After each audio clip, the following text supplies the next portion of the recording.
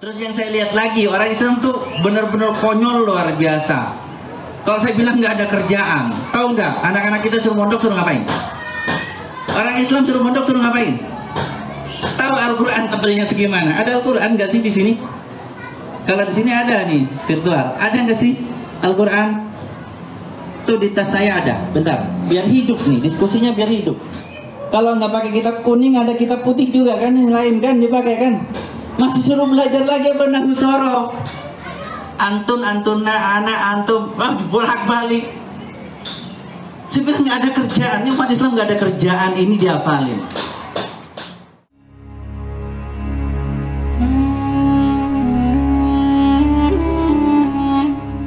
Kisah selanjutnya silahkan dibaca sendiri bagaimana Abu Dzar Al-Ghifari alhamdulillah dengan izin Allah bisa mengajak sukunya, suku Ghifar dan suku Aslam untuk masuk Islam. Kemudian mereka bersama-sama menemui Rasulullah di mana?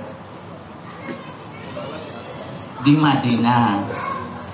Nah, ketika mereka datang, disangka pasukan musuh sedang menyerang Madinah. Ternyata yang datang adalah Abu Dzar Al-Ghifari bersama dua suku, yaitu suku Ghifar dan suku Aslam. Oke, kita sebut saja adalah kabilah. Kok saya ngangkat ini sih? Iya, karena saya Cina.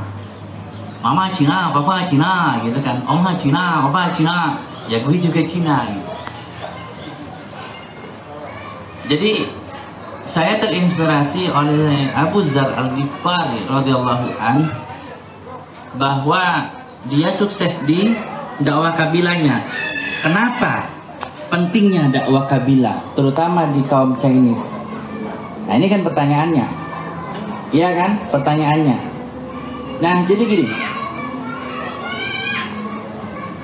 Suku Chinese itu sangat membenci Islam. Sangat membenci Islam. Tentang sejarah suku Chinese membenci Islam pun setengah jam nggak cukup, gitu kan? Kita singkat, pokoknya benci.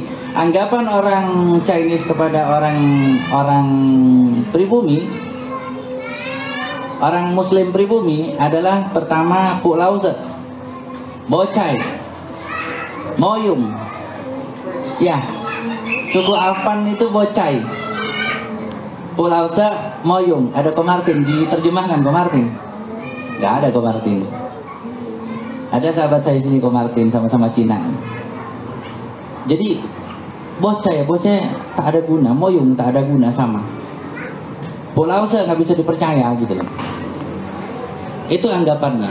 Yang lebih parah lagi suku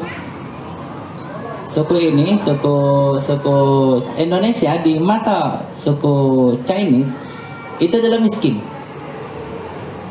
kotor, penyakitan, tukang nyolong, ngutang kalau ditagih galak banget, gak mau bayar, biar yang diutangin juga miskin. Loh, rasis banget kamu gitu kan? Saya rasis. Ya emang itu yang terjadi di mindset orang Chinese di tahun 80 ke belakang, tahun 90 ke belakang. Mau bukti? Oke. Lihat sidang-sidang tentang kriminal. Ayo kita ngobrol aja santai. Soalnya antum semua asatis kan, penggerak dakwah kan. Belum tentu ilmunya di bawah saya kan. Bisa jadi saya paling bawah gitu kan ya. Betul kan? Dan saya menyampaikan dengan bahasa ini. Jadi minta maaf kepada para sesepuh, ustadz-ustadz semua, kalau gaya saya terkesan tidak menghormati. Kenapa? Karena gaya saya seperti ini. Jadi kalau misalnya nanti di belakang panggung mungkin bahasa saya akan beda lagi. Jadi sini enjoy aja. Antum aneh anggap muda dan energik. Jadi muda kembali. Oke, kita lihat sidang-sidang kriminal. Saya mau tanya, yang perempuan yang pakai jilbab dengan gak pakai jilbab ketika di sidang banyak mana? Yang laki-laki yang pakai baju koko dengan gak pakai baju koko, pakai peci dengan gak pakai peci, banyak mana ketika sidang kriminal? Bukan saya yang jawab. Saya nggak jawab, jangan tuntut saya. Saya nggak rasis. Saya cuma dakwah kabilah. Jadi gini, di kehidupan kami kaum Cina ini rata-rata benar-benar sangat membenci suku pribumi yang disebut dengan suku Avan. Nggak pakai kui ya, nggak pakai kui, tapi Avan gitu. Kalau bilang suku Avan itu mah istilah kata suku pribumi, suku Indonesia. Kalau pakai kui, kuinya itu setan. Sampai dijulukin seperti itu, suku Indonesia setan. Saking keselnya dan marahnya. Kenapa? Bapak saya ngutangin orang, ketika ditagih bukannya dikasih, diomel-omelin, diambilin golok, dibacok beneran.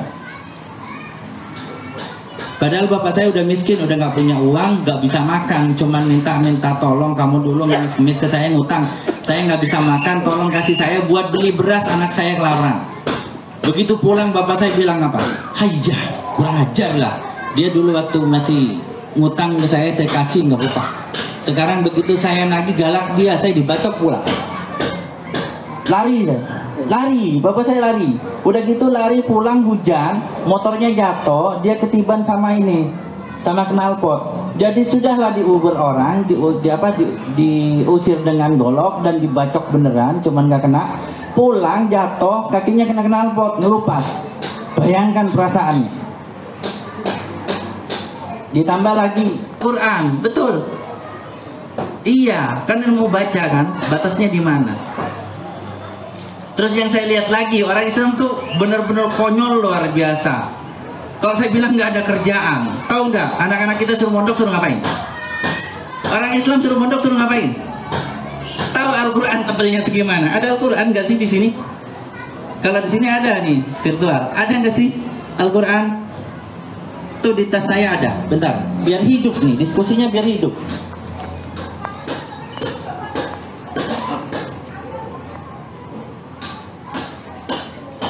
Ini loh, setebal ini. Setebal ini disuruh hafalin. Nggak cukup setebal ini, ada kitab kuning. Ya, ada kitab fikih. Kalau nggak pakai kitab kuning, ada kitab putih juga kan, yang lain kan dipakai kan. Masih suruh belajar lagi apa nahu sorof. Antuna, anak, antum, bolak-balik. Saya bilang nggak ada kerjaan, ini umat Islam nggak ada kerjaan, ini dihafalin. Kenapa? Karena saya hanya ngelihat di luar. Kami nih yang benci Islam zaman dahulu, bukan sekarang, daripada saya dimasalahin. Zaman dulu, dan dulu saya lupa nggak bawa HP untuk ngerekod siapa yang ngomong, jadi nggak bisa dituntut. Zaman dulu tuh orang Cina itu gitu. Termasuk saya bingung, orang Islam itu nggak ada kerjaan, buku segini buku nih dihafalin, mending baca novel. Ya, mending baca Wiro Sableng, setebel ini juga sehari kelar. Pikirannya begitu. Kenapa? Karena kata Habib, umat orang di luar Islam itu nggak membaca Al-Quran, tidak membaca Al-Hadis. Mereka tahu Quran kalau tahu, karena nggak tahu nih buku apa. Jangankan orang di luar Islam, saya dulu waktu SMA itu langganan dipalakin orang. Saya kurus, dulu kurus, putih, Cina banget. Di saku depan saya ini Al-Quran kecil di depan, saya dipalakin. Tahu begitu palakin, saya kasih Al-Quran, bang ini bukan dompet bang, itu dompet lu, duitnya banyak tebel. Ini bukan dompet, itu apa? Coba gue lihat, dibuka. Sama yang malak dibuka.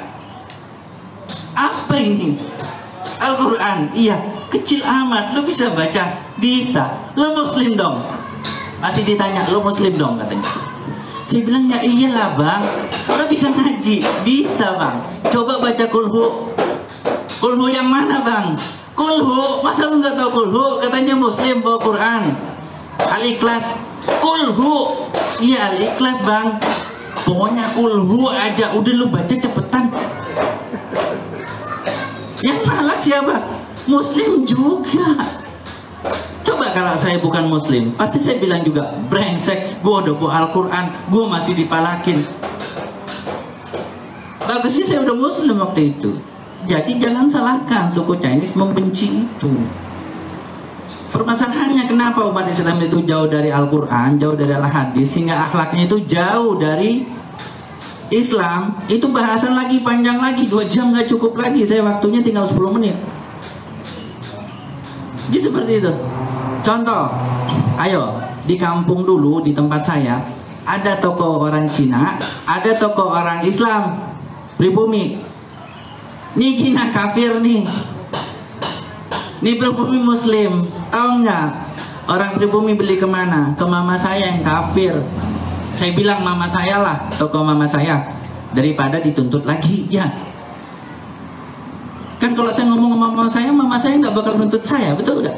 Betul, karena udah wafat mama saya, udah meninggal. Jadi belinya di warung mama saya. Kenapa? Ditanya kenapa? Tahu nggak? Sama mama saya dikasih uang buat beli gula atau kopi, saya lupa, 1 kilo. Tolong belikan di warung itu, bawa ke sini. Tuh marketingnya mama. Dibawa itu barang, kalau nggak gula, kopi saya lupa sudah. Ditimbang sama mama. Berapa? 9,5 ons. Punya mama ditimbang berapa? 1 kilo timbangan boyang. Ini yang menggunakan konsep Al-Quran siapa? Wa aqimul wazna bil qisti wa la tuhsirul mizan. Surat apa ayat keberapa? Surat apa? Surat keberapa? Ayat keberapa? Kan kadang kita nggak tahu gitu loh.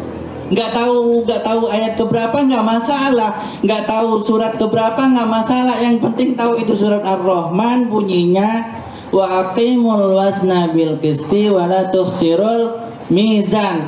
Tegakkan timbangan, jangan dikurangin timbangan. Yang terjadi apa? Timbangannya kurang. Jadi ketika orang pribumi membeli sama orang Cina, jangan bilang Cina ngerebut, ngerampok. Cina tuh jualan, jujur. Pribuminya sendiri nggak jujur. Itu yang terjadi tahun 80-90.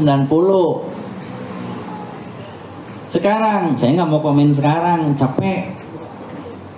Komen sekarang capek saya, soalnya saya udah nggak dagang lagi.